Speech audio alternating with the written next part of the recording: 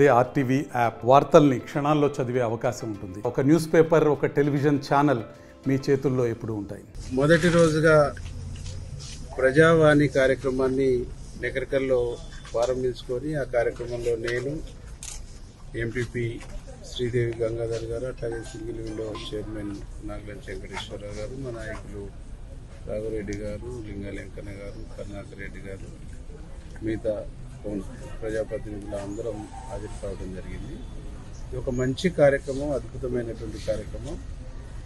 ప్రజావాణి ప్రతి సోమవారం జిల్లా కలెక్టరేట్లో జరిగేది. జిల్లా నలుమూలల నుంచి మారుమూల గ్రామాల నుంచి కలెక్టరేట్కు పోవటం మూలంగా వీళ్ళ ప్రయాణము, వృద్ధులు, మహిళలు ఇబ్బందుల్ని గమనంలోకి తీసుకొని గౌరవ ముఖ్యమంత్రి గారు, ఈ జిల్లా కలెక్టర్ గారు కలిసి తీసుకున్నటువంటి ఈ గొప్ప నిర్ణయం.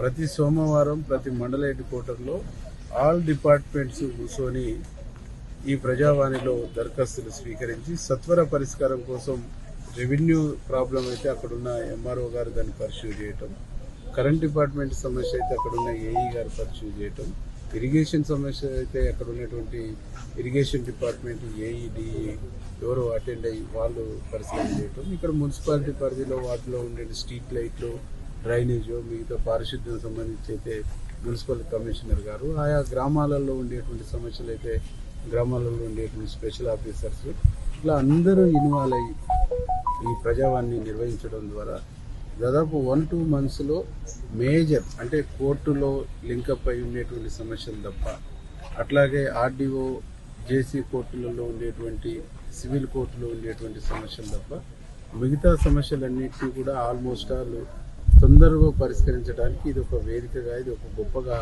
ఉపయోగపడుతుందని మేము భావిస్తున్నాం. ప్రజలు కూడా ఆ విధంగానే దీని పట్ల ఒక మంచి స్పందనను, మంచి అభిప్రాయాన్ని కూడా వ్యక్తం చేస్తాం. దీన్ని సక్సెస్ఫుల్గా మేము నిర్వహిస్తాం.